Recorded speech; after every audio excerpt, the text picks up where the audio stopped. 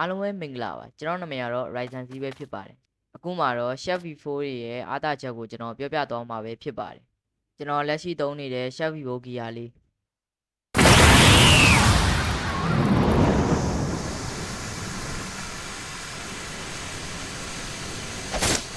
enemy ကို damage ပေးလိုက်ရင် enemy ရဲ့ movement speed က slow စေတယ်ပေါ့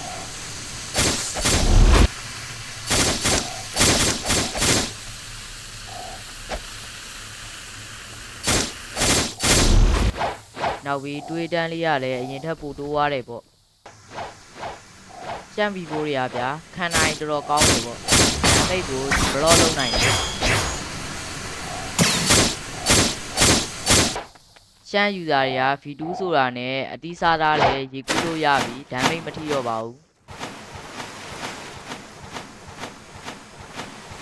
အားလုံးပဲကျွန်တော်ရဲ့ဗီဒီယိုကိုကြည့်ရှုပေးတဲ့အတွက် like and subscribe လုပ်ပြီး TikTok ကိုလည်း like and follow လေးလုပ်ပြီးအားလုံးပဲ bye bye ပါ